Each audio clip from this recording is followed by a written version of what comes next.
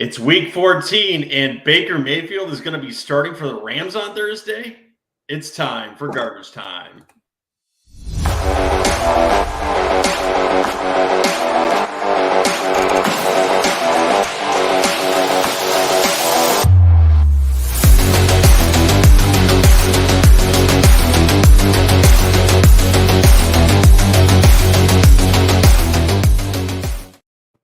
Guys, welcome into Garbage Time Fantasy Football. Tonight, it is me, Joe, and Ryan running through the Week 13 recap, and this is a special double night episode where we are going to be going right into waivers on the next episode tonight. How are you doing tonight, Ryan? I'm good. I am good. Awesome. How'd your fantasy week go? I won some, I lost some. So, in two of my leagues, the playoffs are obnoxiously already underway. Incredible. So I had a bye week for one, and then I got booted in another one. So a little bit rough, but guys, don't start playoffs before week 14. It's annoying. No, absolutely. I mean, if you didn't start playoffs early, you would get to deal with the frustrating outings that I've gotten over the last 3 weeks, which was 3 weeks ago, losing by less than 0.10 in one of our leagues, and then winning, and then getting a little bit of hope, and then losing by only a point this past weekend. So, fantasy football is just a lovely hobby to get into. It definitely not depressing. And it's worth noting the stat corrections never go your way. Oh, no, absolutely. I never get stat corrections that actually go my way. And guys, on that note, if you can actually work through your depression and what happened to you this past weekend, make sure to like and subscribe to us on the show. And we like when you leave comments down in these videos. You can also do them live on the show when we are on the show. You can leave us voicemails and hate mails too at www.garbagetimeff.com. And we want everyone to join the heckling fandom. Make sure you do that by also listening to us in audio formats on YouTube. Here, obviously, on Apple, Spotify, Google, Pandora, Amazon, Iheartradio, Tunein. We are also live on Twitch and Twitter. As we said, leave us the voicemails. And Ryan, it's been a little bit of a while since we talked about the contest. And by that, I mean only last Thursday. So how do you win this Miles Sanders card going forward? Oh boy, put me on the spot. You have to subscribe, you have to like and leave a review, and then leave a comment that you have joined the heckling fandom and that you are a diehard Patriots fan. That last part is absolute bullshit. You are not required to do that. In fact, I will take your name out of Ron's dirty hat and not give you the Miles Sanders card if you do that. Guys, you can also reach us on Instagram at Garbage Time Fantasy Football and on Twitter at Garbage_Time FF. I think with that, Ryan, are we ready to get into the Week 13 recap? Yeah, you want to hit news first? Yeah, let's do that shit first. Got some news. Yeah, son.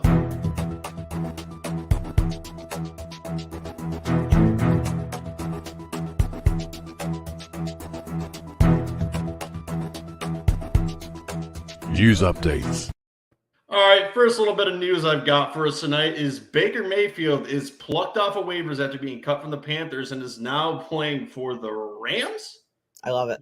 What is going on here? I thought he was going to be a 49er, but we got news on that too. So first going to Baker Mayfield for me, Ryan. Yeah, dude, the guy just, he stays ticking. He just keeps on going.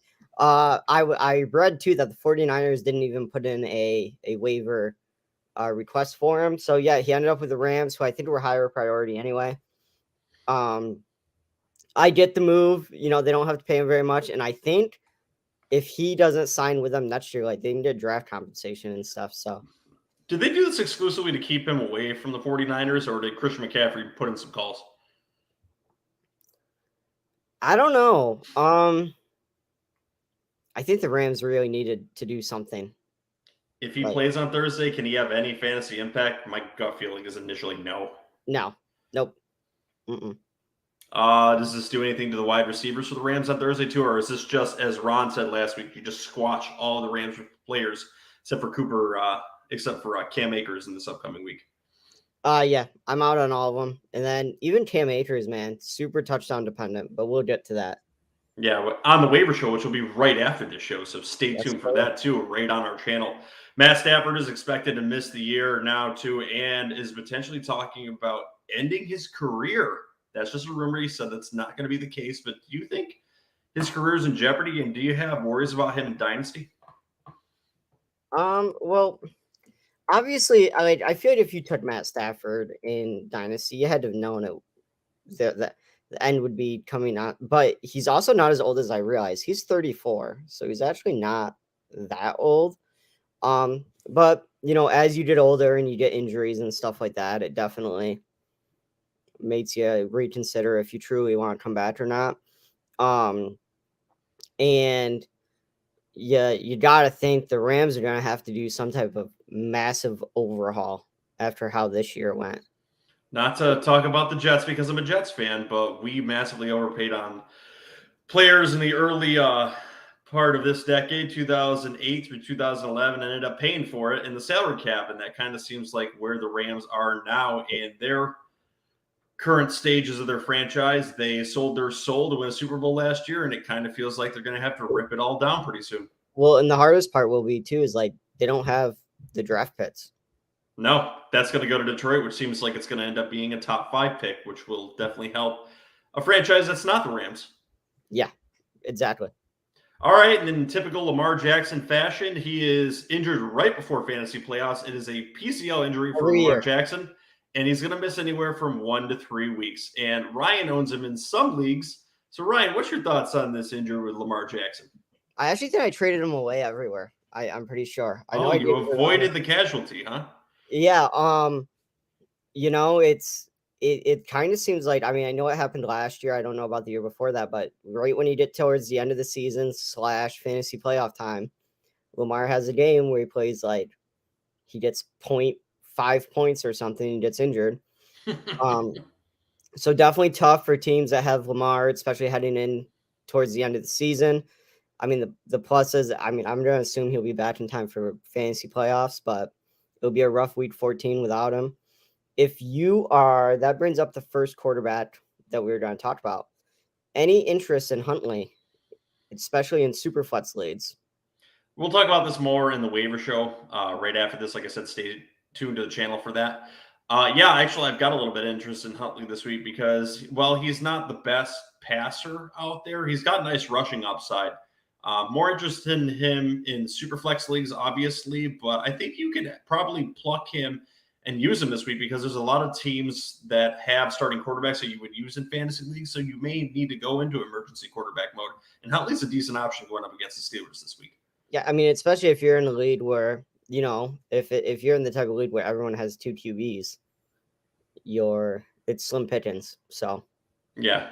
And like we said, guys, stay tuned in on the channel too and join us in our next episode right after this.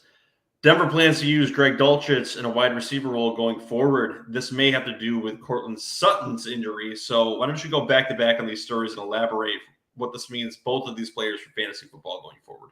So Sutton, I think he got banged up before halftime, but played to the half and then didn't return, which I think helped Judy's fantasy production this past week as well.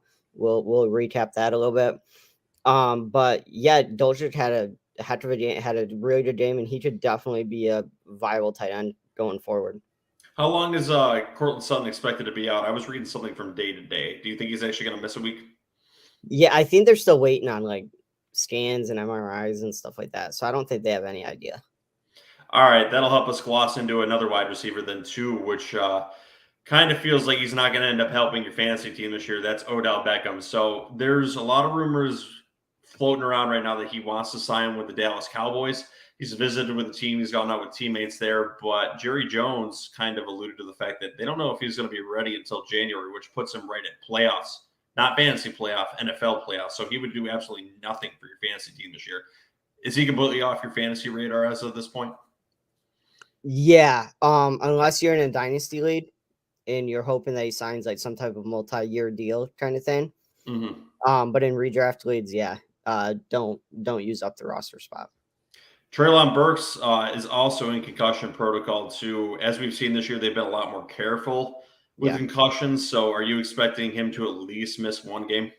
Yeah, I think so. With the concussions now after that whole Tua thing. I mean, have we had a player yet this season since then come back the next week after a concussion? I don't believe so. And most have missed 2. Yeah. I mean, Mitson's been out 2 weeks, right? Yep. You already alluded to Mixon here too. So we'll cover him now. He could be cleared for concussion protocol very early this week, according to a lot of sources too. Are you comfortable that they're just going to bring him and put him into that full role again in that Bengals offense? Yeah, I mean, we've seen before where Mixon has been out and P. Ryan has done really well, but once he comes back, it's full Mixon again. There is discussions about Jordan Love potentially getting games for the Packers in the later portion of the season, which we are now at. Do you have any interest in Jordan Love in any formats for fantasy for the last few weeks of the season? Dynasty, it's worth rostering him because you don't know what the end of the season is going to bring. I think as long as the Packers are statistically still in the running for the playoffs, I think you're going to see Aaron Rodgers continue to play. What's going on with Ken Walker's ankle? Yeah, I don't know. And actually, like all of their running backs are banged up. Ken Walker's banged up. Homer's banged up, and so is Dallas. But Dallas may play, from what I'm hearing. Yes, and they think Homer may play as well. They're saying it's an inflammation issue, so they're just going to try to get him into practice and see how it goes. So definitely monitor that. See how he's practicing towards the end of the week. I mean, you probably don't want to see a full practice by Friday. All right, and some less insignificant injuries, but things to monitor going up into this week too. Wada was banged up during his game. He did return. Tua's got an ankle injury, but looks fine too. And Josh Jacobs is still banged up going into the season, but is still performing pretty well from what I know. Any concerns about any of those players going forward? No, not really. I'd monitor the Waddle thing, but I think he'd be fine. And Josh Jacobs, I think that's just a matter of how much he's been used the last couple of weeks. I wouldn't be surprised to see him log some limited practices just to rest him up. All right, Ryan, you ready to take over the podcast and help recap the show? Let's get into it. Time to switch hosts. Playoffs? But they are who we thought they were, and we let them off the hook. You play to win the game.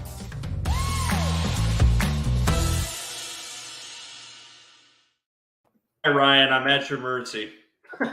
All right. What position you want to start with? We have a position breakdown. Oh, instead of the good, bad, and surprising, you're doing positional, huh? Yes. Oof. I don't know. Let's do the quarterbacks first, I guess. Let's go old vanilla. Quarterbacks. All right. I'm gonna go out of order just because it's you. So I hope you're phrasing questions to remind me what actually happened this past weekend. I will give you the one that I know that you're dying to talk about.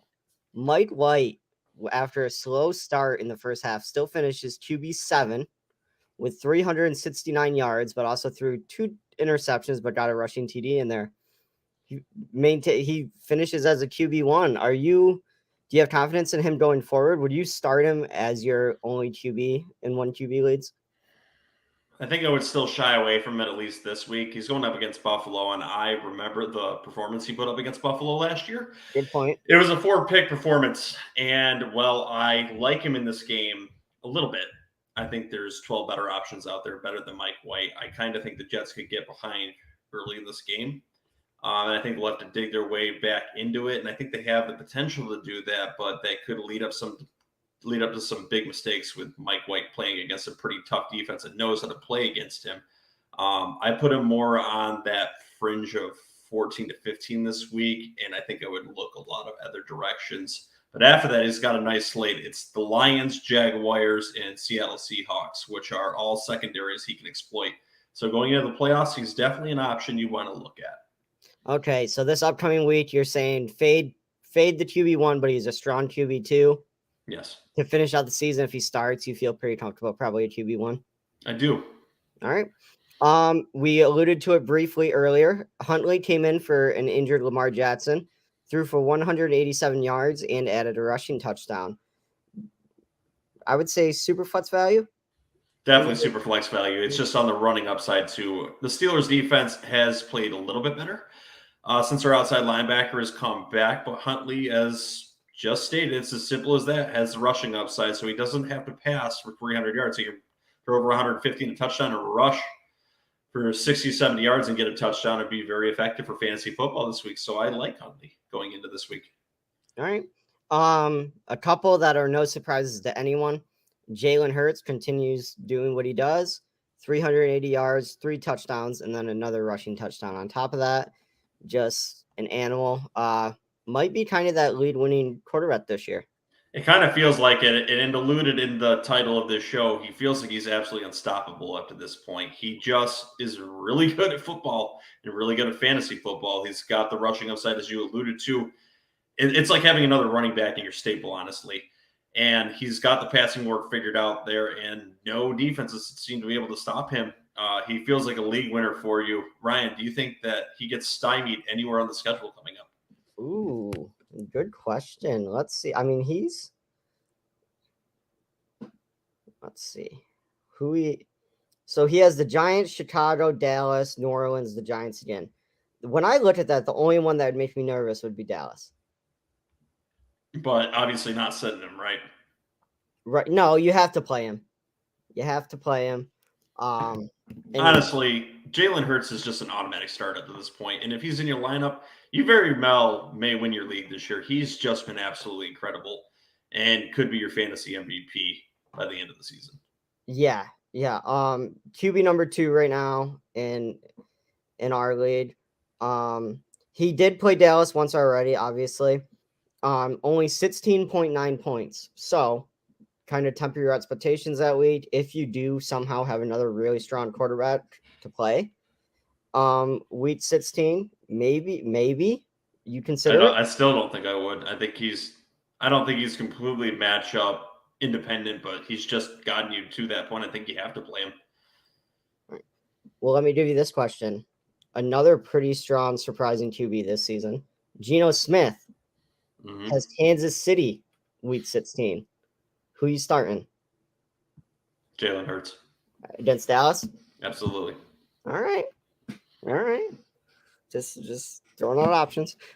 So Joe Burrow welcomes his favorite target back. Throws for he does. yards, 2 touchdowns, and then another rushing TD. I feel like he started off a little slower this year, but he is turning He's it really up. caught fire as of late, though. Even without Jamar Chase, he's been strong. Not only that, too, he just seems to have Patrick Mahomes' number, too. You can slot him in for a great game against the Chiefs. He just seems to know their schemes well. He plays well against that team and is confident playing against the Chiefs. So it's just a good matchup for fantasy every single time he plays them. And I don't mind seeing Patrick Mahomes lose once in a while and actually showing that he's human. Does have some tough games coming up. He's got Cleveland, Tampa Bay, New England, Buffalo. And then I would say the Bucs secondary, I think, can be exploited a little bit. The Browns are a little bit harder. They seem to be able to rush the quarterback, and the Bengals are, while playing a little bit better on the offensive line, are still a little sketchy, I think.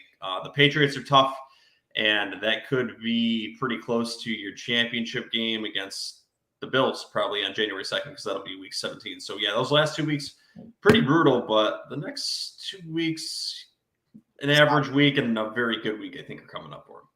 All right. I just mentioned him. Geno Smith continues his season that I don't think anyone predicted. Throws for 367 yards and 3 touchdowns. This may shock you. Can you believe that he is still sitting on waivers in some leagues? No, it's because some people just can't get over the fact that Geno Smith is a starting fantasy quarterback up to this point, and it's all in the name. You put up a track record of incompetence for 9 or 10 years. People just won't buy into it, even this late in the season. But he's shown consistency all year, and I think he's earned the job for next year too. As a viable fantasy quarterback going into next year, I think you can get him as a lower-end starter next year and get good value for him. So if you're struggling at quarterback and you're refusing to take Geno because of the stigma, take him, make everyone else pay for it, because he is a strong quarterback option this season and potentially next. A matchup against the Rams doesn't hurt either. Right. He has Carolina, San Fran, that's not ideal, Kansas City, then the Jets, and then the Rams. Just put on a clinic against the Rams, and that's who he has week 18 again. So the next one just made JJ happy.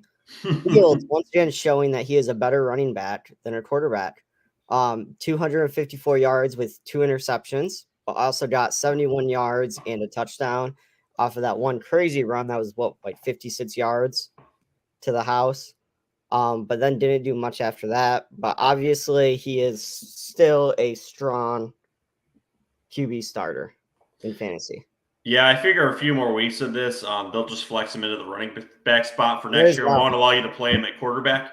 But Might that's not. what happens when you have no wide receivers and you just have a Superman cape. He literally ripped that off Cam Newton's shoulders, and it is now on his shoulders. So, yeah, when you have nothing to throw to and just have running backs, you might as well just run the ball yourself. It's Lamar Jackson in a younger form. That's the best way you can describe Justin Fields. He's absolutely incredible for fantasy football, and he's going to be effective next year too. Yep. And so we have to talk about it briefly. Deshaun Watson, absolutely awful in his first game back, even against a defense that could be had. Finished QB 30 with 131 yards and an interception. It's worth noting he finished QB 30. Lamar Jackson played still. Huntley played, not a full game. Dak Prescott got pulled. And Deshaun Watson finished QB 30. And this was against the Texans defense, but he hasn't played football in 2 years, isn't in football shape, is working his way back.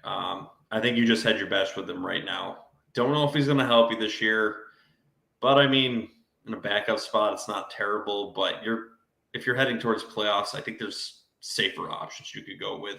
We all got really excited because of the matchup this week, but I think I'd rather have a Jared Goff, to be honest, going into the playoffs. You want to hear some people that perform better than Deshaun Watson this week? Go ahead. John Wolford for the Rams. Kyle Allen for Houston. Matt Ryan, Wilson. Let's see. Brock Purdy with San Fran. Purdy looked Purdy out there. Yeah, I mean, he actually performed better than Tua. But Huntley, of the 32 quarterbacks, the only two that finished below Watson was Jimmy G and Malik Willis. So a backup quarterback and then another quarterback that broke his ankle. Yes. Excellent. Great debut, Deshaun Watson. And then I Lamar said the Jackson. Texans robbed him of 3 first-round picks. And then Lamar Jackson came in at QB 33. All jokes aside, this is just a situation where he's going to have to work his way back. Not playing football for 2 years will do that to you. Obviously, the Browns didn't need him to beat a very shitty Texans team. We'll see what he does in the upcoming weeks. I'm not too concerned about what he'll do next year as opposed to this year, but there's better backup options you can put on the back end of your bench going into the playoffs. Yeah, I just think it quiets down the notion that some may have had that he would just come out and be the Deshaun Watson of old. It's going to take time. So, yeah. Kind of impossible after that much time off. What is your next choice? Or unless you had another quarterback you wanted to talk about. Nah, that's fine. Let's move on to another position. Okay. What do you want? Give me the running backs. Running backs. Ooh, we got a bunch. Okay. There's always a bunch. AJ Dillon with another strong week. Aaron Jones got injured. We didn't mention that in the news, but he did get injured, exited the game. Finished with 18 carries, 93 yards, and a touchdown. Another 3 catches for 26 yards. Are we trusting him to be back to being a reliable fantasy option? Do you think this was solely because of the Jones injury? Where are you at with AJ Dillon? I mean, I don't think you really have to trust him for the next matchup. He's going up against is it the Rams this upcoming week? I believe they're on bye this week, and then in the next week, they're playing the Rams, correct? They're a bye week 14, so that's good for Aaron Jones owners. He will have an extra week to heal up, but then, yes, he plays the Rams, Miami, Minnesota, and then Detroit.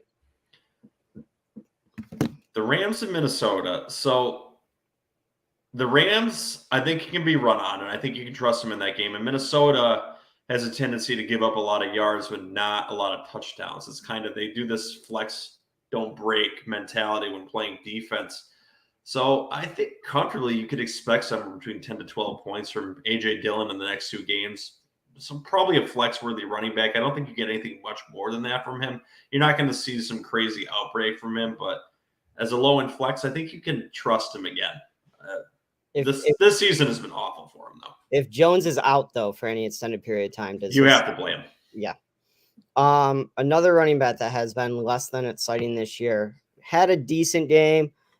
Still not what some people expected from him at the start of the season. Najee Harris, 86 yards with 6 receiving yards, better than what we've seen most of the season, but that would still only put him at running back 25 this week. So a very low fringe RB2, kind of an RB3 range. It's probably what we didn't expect the rest of the season, right?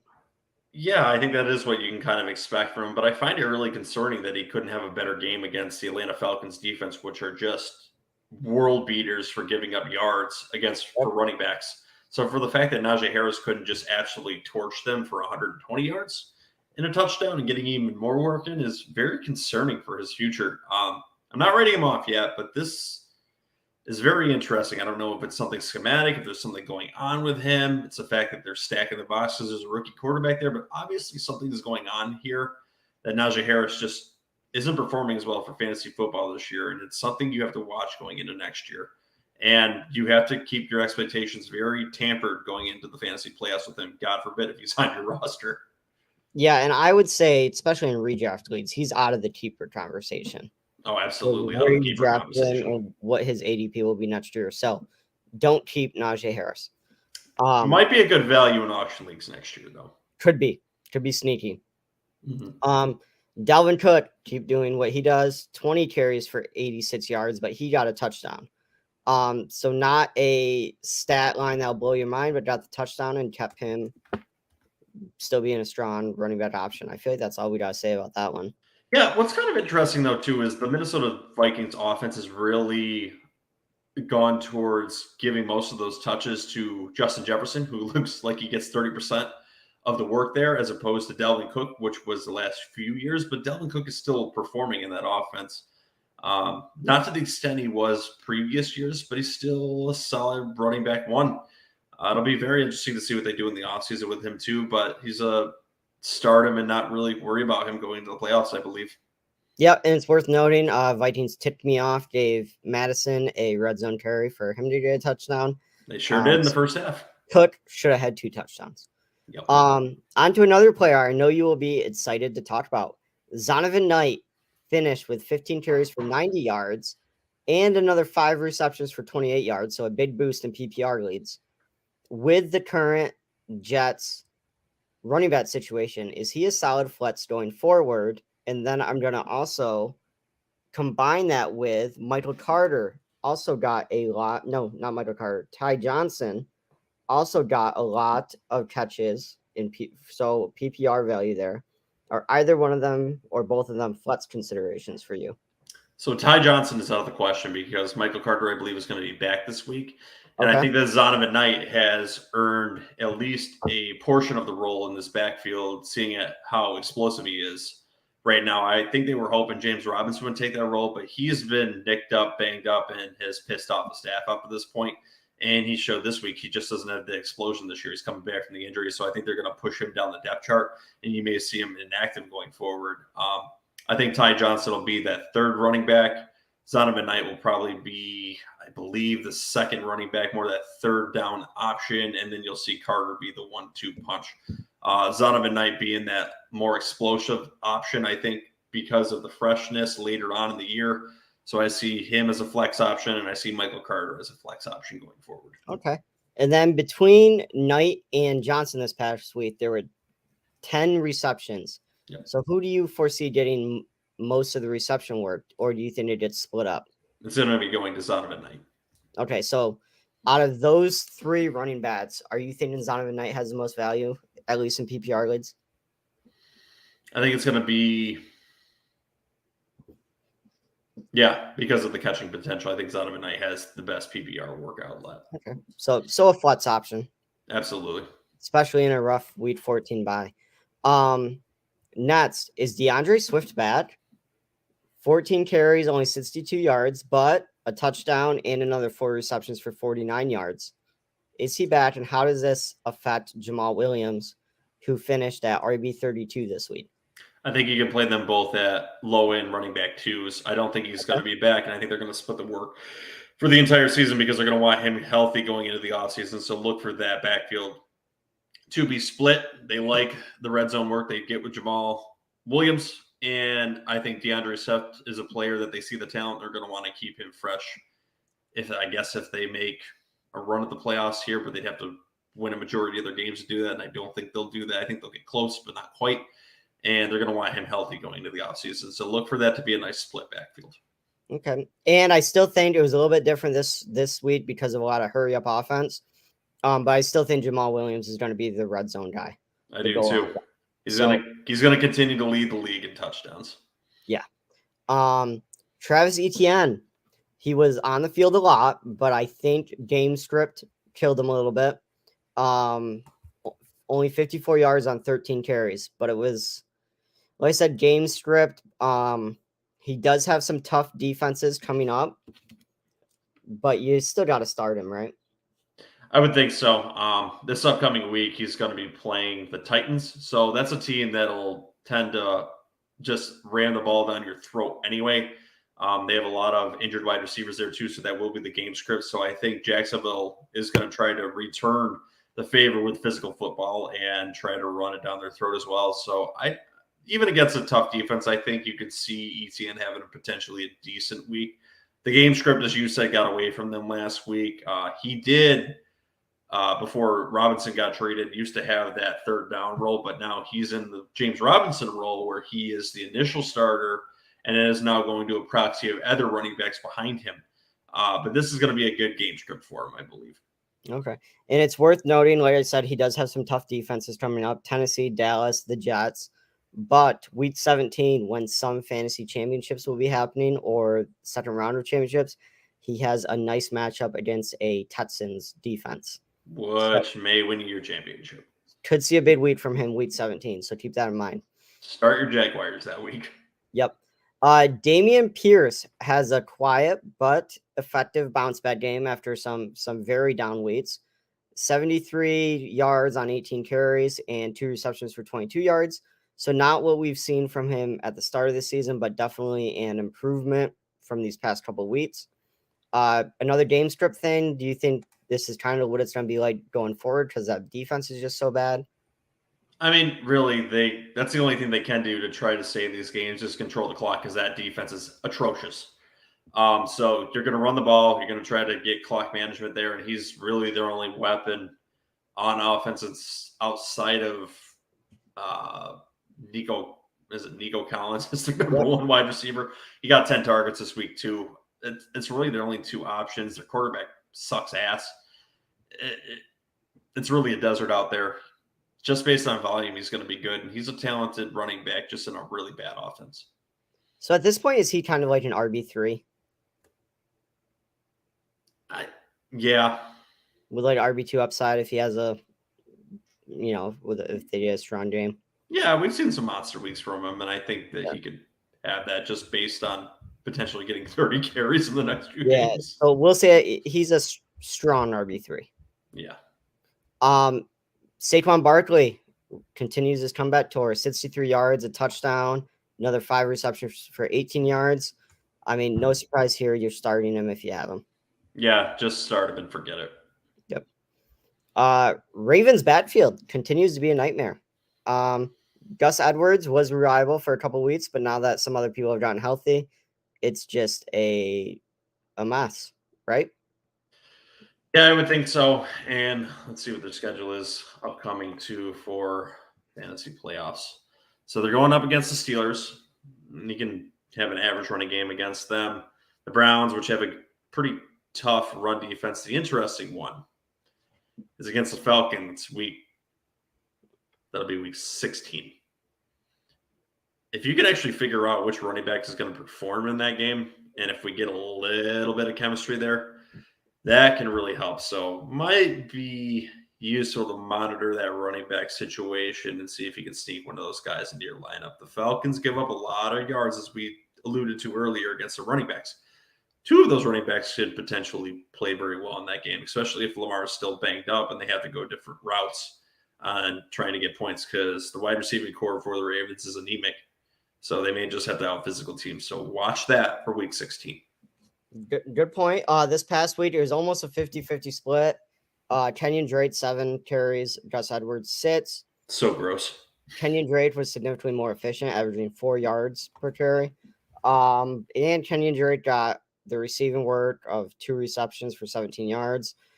And then you had Justice Hill with 1 carry and 2 Why yards. are they working him in at all? I don't know.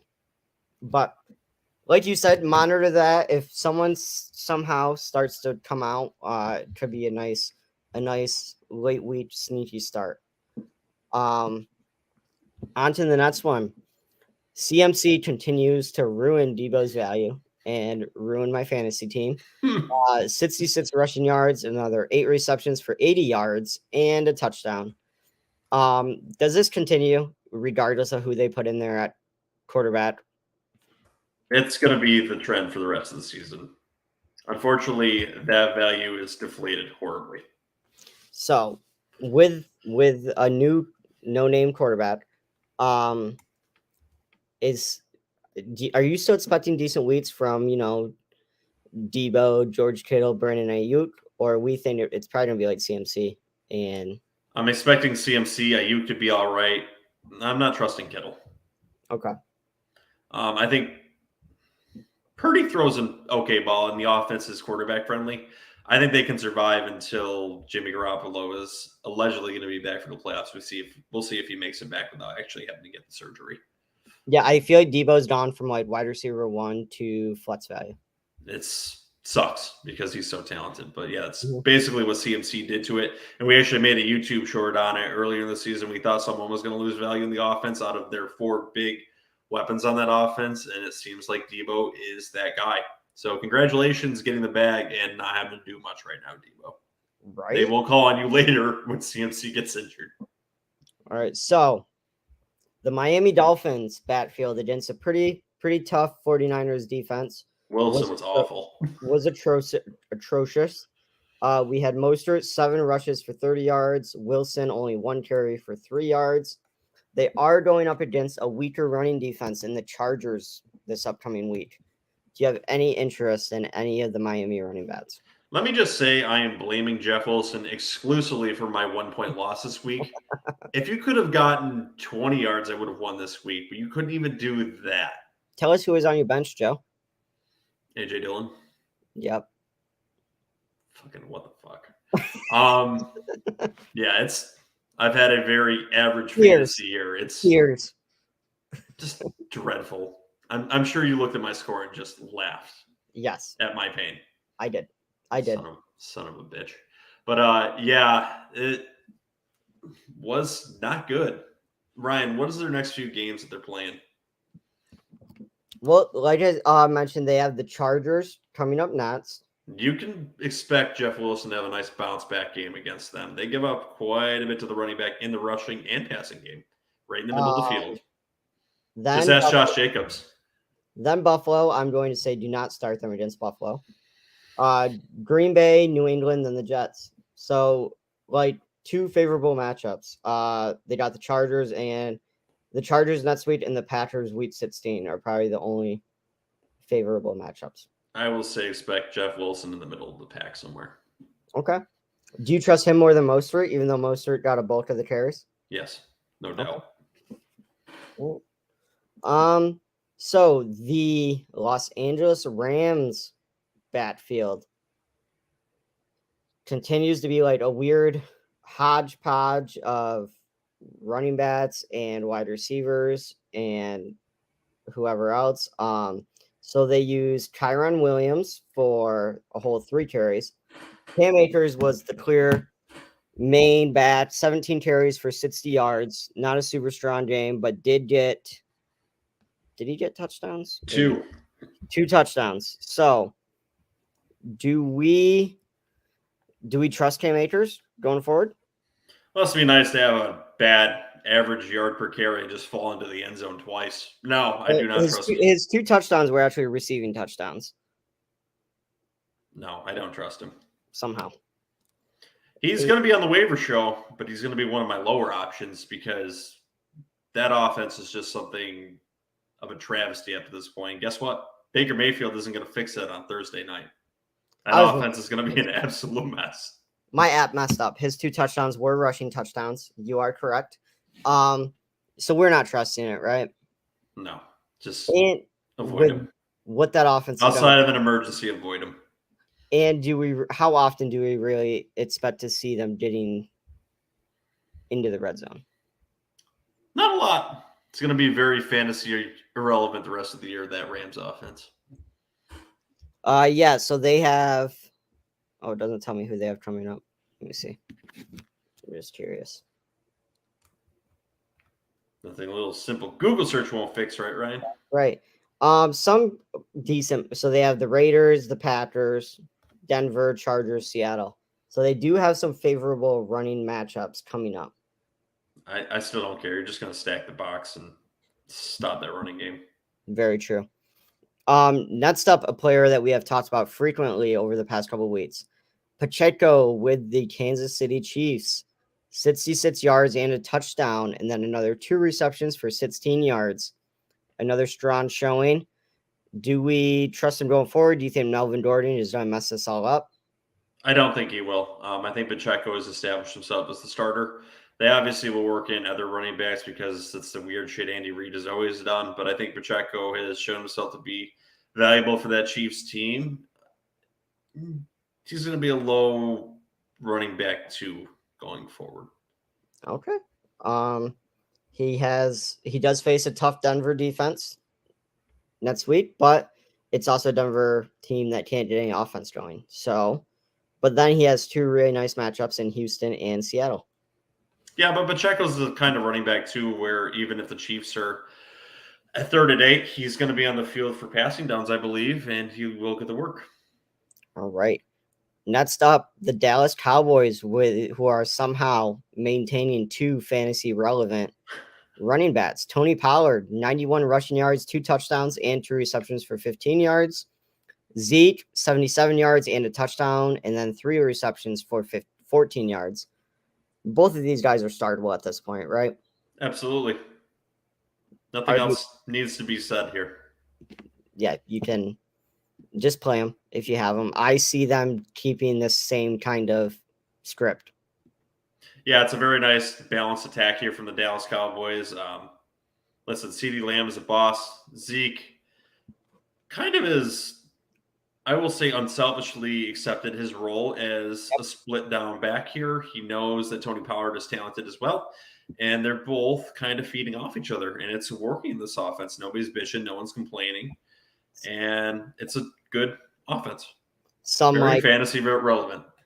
Some like previous Nick Chubb, Kareem Hunt vibes. That's kind of what I'm getting from this. Yeah.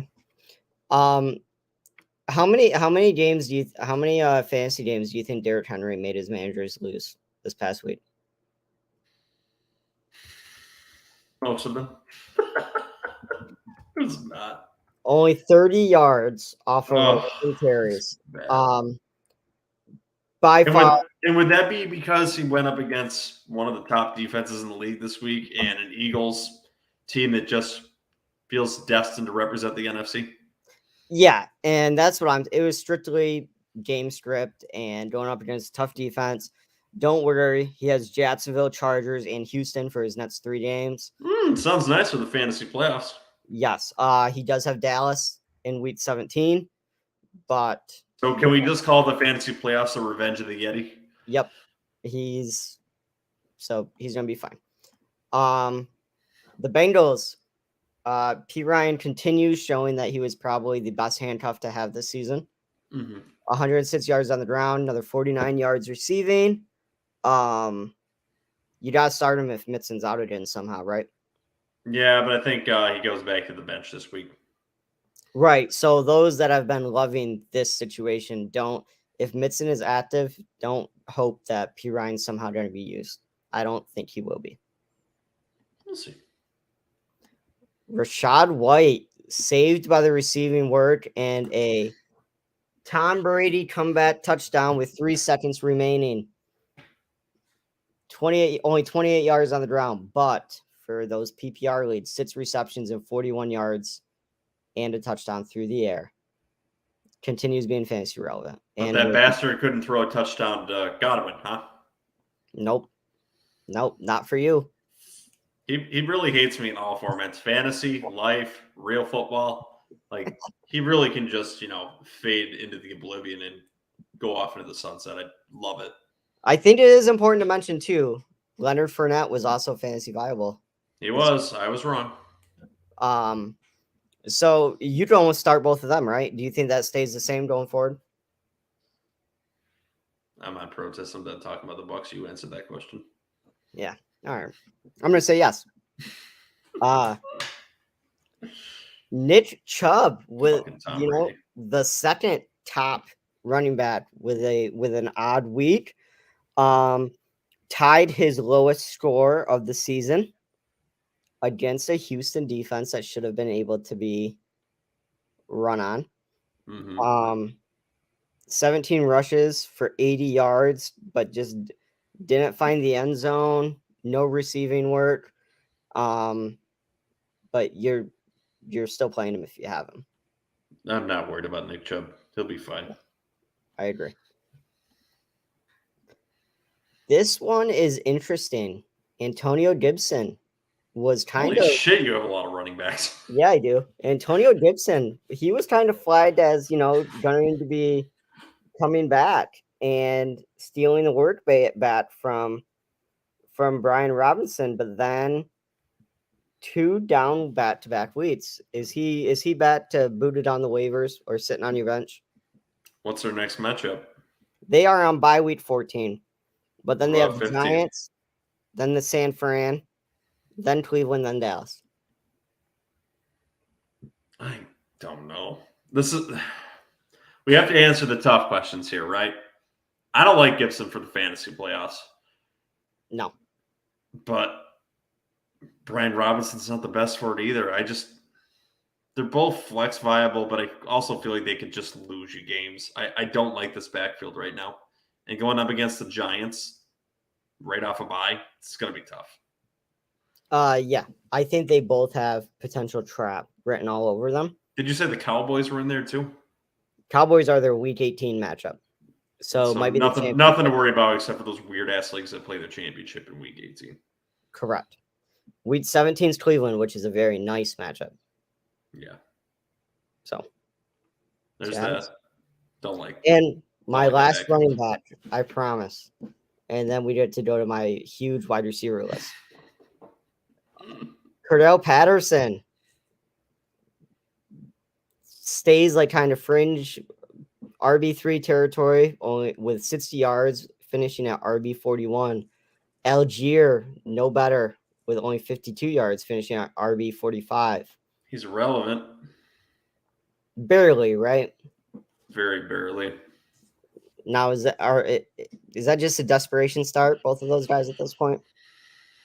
I mean, Cordell Patterson, I think, is a little bit more viable. Algier gets 10 touches usually a game, which leaves him very, very much on the fringe. Like, we're talking Pluto fringe. Yep. But you can play him in a pinch. Both of them are playable in a pinch. Cordell obviously has, I think, a much higher ceiling, though. Okay. Both guys on bye this upcoming week, by the way. All right. What do you want next? Wide receiver, tight end, or defense? Let's go off a shorter list. Let's go to the tight ends. Tight ends. All right. Yeah, I don't have a bunch for this one. We will touch very quickly on one you already mentioned.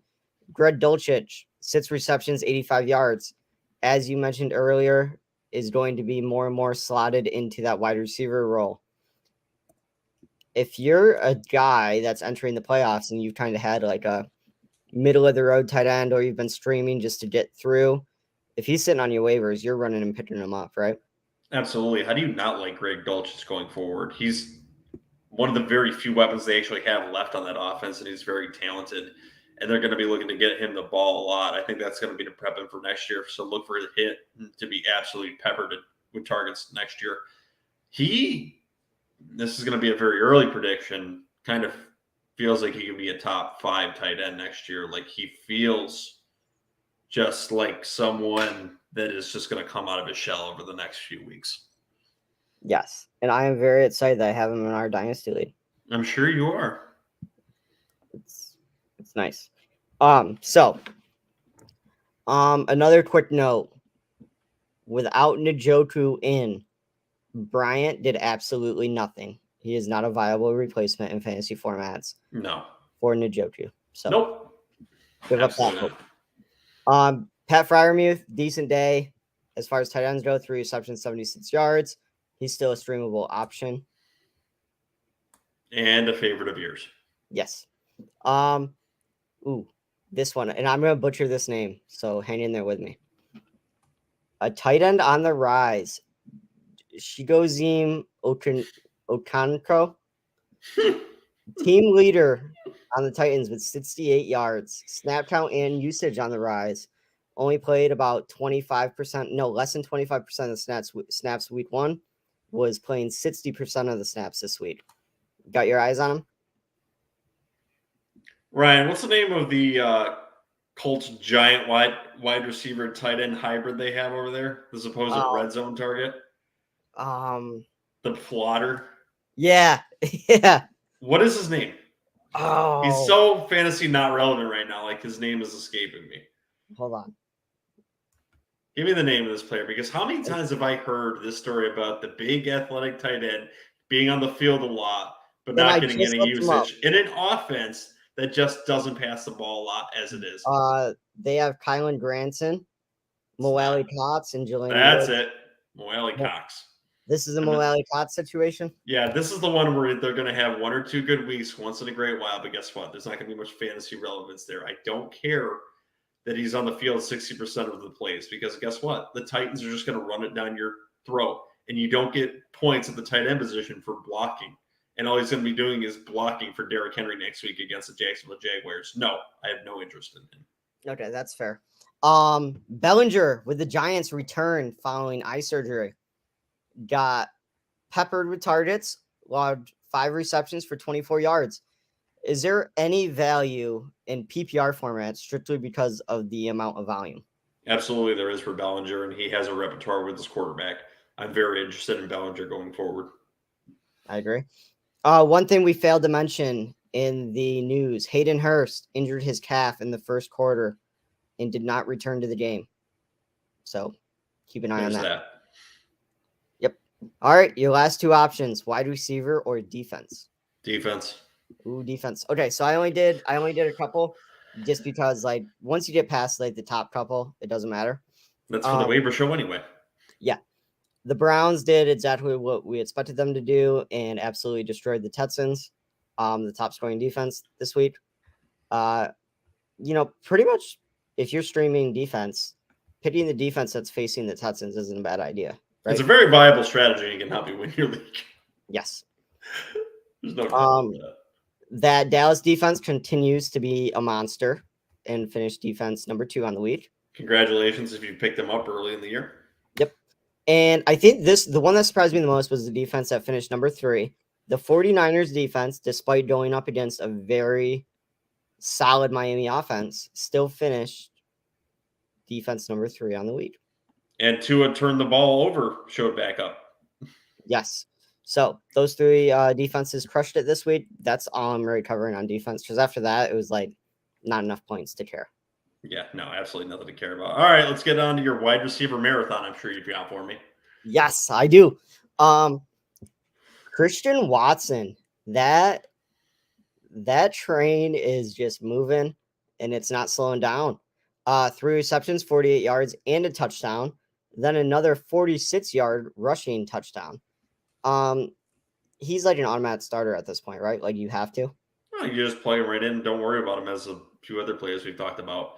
I mean, when they're starting to get work to him in the running game, that shows that they're just doing anything they can to get the ball in his hand. So, yeah. He's just a plug in and forget kind of player up to this point.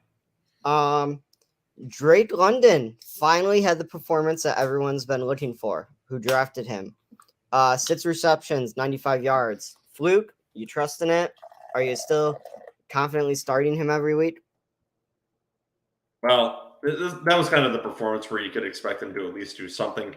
But he's going to be going up against the Saints defense, and the Saints are scrappy when they play divisional opponents. I do not trust him this upcoming week. Okay, sit Drake London this week. Joe said so. All right. And I'm always right, as my record reflects this year. So do you think Mike White is Garrett Wilson's favorite person on the planet currently? Oh, absolutely. That kind of helps when you have 168 yards and you get another Rookie of the Week title Yes. heading your way. So if Mike White's playing, you start Garrett Wilson, no questions asked. Yeah, I'd say so. Considering he performed better than Justin Jefferson last week. Precisely. Adam Thielen, I believe it was last week, had a really strong week. This week kind of went back to his quiet season that he's been having. Only 2 receptions for 26 yards. It's just the fact that he was playing a very, very good secondary against the Jets. Are you still like starting him in the flex every week, or are you kind of just doing matchup dependent? It would definitely be matchup dependent. And if we go to the schedule here too, his next matchup is against the Lions, which is like playing against. It's a very solid start. It's like playing a Pee-wee defense. You have to play him this week. Okay, start Adam Thielen this week. Just said so. I'm gonna get some hate mail just for saying start certain players. Amon Ra St. Brown, I think, has officially, not even officially now, officially like 4 weeks ago. Anyone that thought that was just a fluke, the end of their last season, they did really well. Another strong week, 11 receptions, 152 yards, 2 touchdowns. You have to start him. He's proven why he's the sun god, and guess what? The Lions are going to very much target him against the Vikings this coming week, and the Vikings give up yards. So Amon Ra St. Brown is going to be in for an excellent week this week. Okay. DJ Shark, solid week for his revenge game. Is he a viable flex option?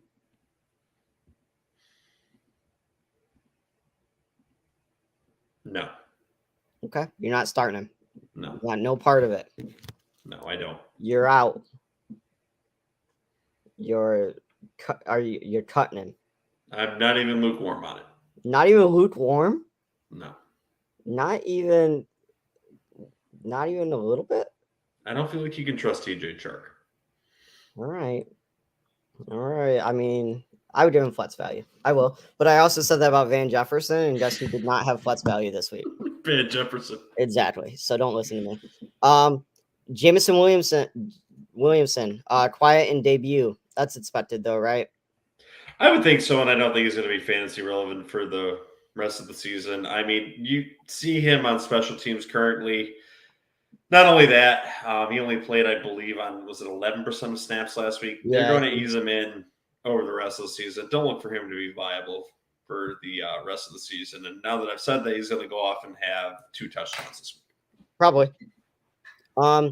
AJ Brown, I guess he's done stealing the Eagles' money, like you mentioned. That was only for a week. 8 receptions, 119 yards, 2 touchdowns. You're earn money. You're starting him every week. No doubt. Just do it. It's not even much else to talk about there. Next up, another Eagle that had a very strong game. Devontae Smith finished with 5 receptions, 102 yards, and a touchdown. Just play your Eagles. Yeah. He's currently wide receiver 21. He will have a couple down weeks, but you're starting him. Yep. Just like you said, he's 21. That puts him in the top 24, which is wide receiver 2 currently. Yep. All right. A guy you mentioned briefly, Nico Collins, probably the only guy to throw to currently. Back-to-back weeks of double digits. If Cook is still banged up with injuries, are you interested? Absolutely. 10 targets, being the number 1 wide receiver on your team, even on a garbage-ass offense. Mm-hmm. Yeah. In a prospect where you're going to be down in a lot of games, give me some Nico Collins. Absolutely. I agree 100%. Another one that is surprising considering who they have in at quarterback and what that team's been like this year. Terry McLaurin sitting at wide receiver 13. That boy was a monster this past weekend. 8 receptions, 105 yards, and a touchdown. You're starting him. Like, it is shocking he's doing this in the offense he currently has. But he likes himself some Heineke. Yeah, it does have a bye week 14, then has the Giants, San Fran, Cleveland, and Dallas. Just keep playing Heineke. Yep. Jerry Jeudy, 4 receptions, 64 yards. Sutton did leave the game at halftime with a calf injury. Do you think that's probably the main reason Jeudy was able to be relevant? I mean, I guess. Just fucking Denver offense outside of the tight end. I still don't want any part of Denver's offense, but it's fine. No, just the tight end, just Dulcich. Yep. In a shocker to absolutely nobody, Tyreek Hill, 9 receptions, 146 yards, and a touchdown. Can we talk about why he's not in discussion for league MVP? Like, you look like you could potentially have 2,000 yards by the end of the season. Right. Why is he not even in discussion for it? He's It's been incredible this year. It's disrespectful. It really is. It's straight up disrespectful to that position, which doesn't get enough adage and enough respect from around the league for that award. Running backs get it once in a while. Quarterbacks get it all the time. Why can't a receiver get it, especially when you're going to potentially do that this year? Right. He's a top wide receiver in fantasy, and he's a top wide receiver in the NFL. Put some respect on his name. Agree. Speaking of respect on the name, Tyler Lockett, someone that we have always talked about being hot and cold, has kind of been Stable. a beacon of consistency this season. Kind of weird. Sitting at wide receiver 10, a few down weeks, but not many, and had a monster game, 9 receptions, 128 yards, and a touchdown. And he has a touchdown in 5 straight games, which is bonkers. He's like a must start at this point, right? He's 10. You have to play him. Yeah. I mean, he was a must start 3 weeks ago, probably before that. But anyway, has really good matchups coming up. Has Carolina, San Fran, Kansas City. Has Jets, which is a little rough, but then has the Rams. Just play him every week. Yep. Another Seahawk to play every week. DK Metcalf, 8 receptions, 127 yards, and a touchdown. Just play him. Next up, welcome back, Jamar Chase. 7 receptions for 97 yards. First game back. He has jumped right back in. You're starting him. Would it be out of the realm of possibility for him to go for 150 and 2 next week? Right. Good. Right. But this gotta love yourself some Jamar Chase. This does bring me to my other question. Higgins was only got 3 receptions for 35 yards. A touchdown did save his day.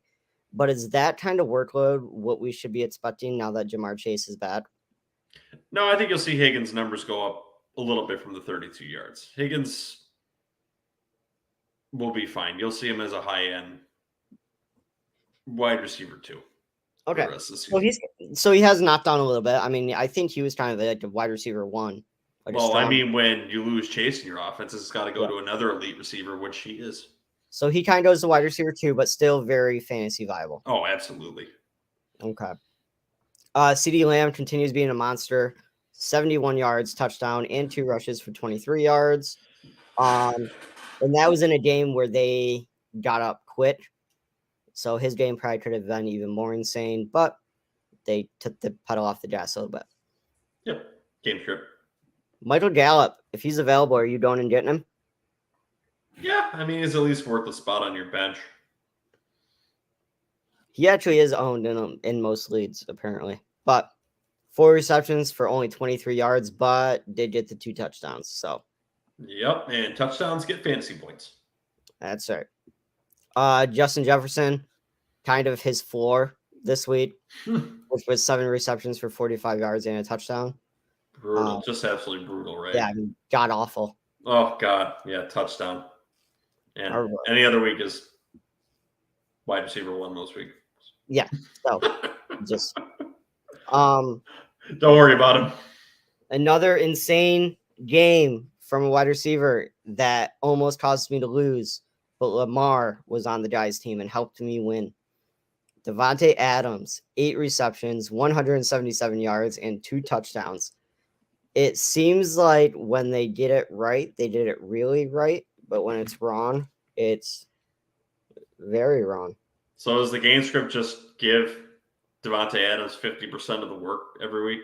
Yes. And if not, the other 50% just goes to Josh Jacobs? That's the winning formula? Yes. Just keep doing that, Raiders. Yes. So keep starting Devontae Adams because you have Point out the obvious here, Ryan. Stephon Diggs, even though the Patriots are rated as like a good team against wide receivers, he still had his way with us. 7 receptions, 92 yards, and a touchdown. Surprises nobody. And then a player I know you're dying to talk about. Keenan Allen continues his strong return with 6 receptions, 88 yards, and a touchdown. He kind of slid right back in, right? Yeah, I mean, that was going to be his role. He's always been consistent coming off injuries, too. You could have expected this eventually. I mean, the hamstring took forever to heal, but it seems like it's healed. He's back in his wide receiver 1 role, especially with his counterpart Williams now having nagging injuries himself. So, yeah, look for Keenan Allen to keep performing in that Chargers offense. And my marathon is over. I can never give you crap now about having a huge script because I just did the same thing. It's so hard, isn't it? There's just so much. There's always so much. All right, so we ready to go through the ending spiel here and then get into the waiver show? Yes. All right, guys, if you like what you hear on Garbage Time Fantasy Football, make sure to like and subscribe to the show here on YouTube. We are also on Twitch and Twitter. Leave us voicemails and hate mails. And we'll get the hate mails because I made some predictions on the show, I'm sure, at www.garbagetimeff.com, where we play them live on the shows. And Ryan, how do you win that Miles Sanders gridiron card? You have to like a video, subscribe to the channel, leave a review. We would prefer if it was 5 stars. Leave a review on Apple and comment that you are part of the Heckling fandom. # Go Patriots. Why the fuck do you keep saying that? Anyway, yeah, if you do all that too, it'll go in this man's hat.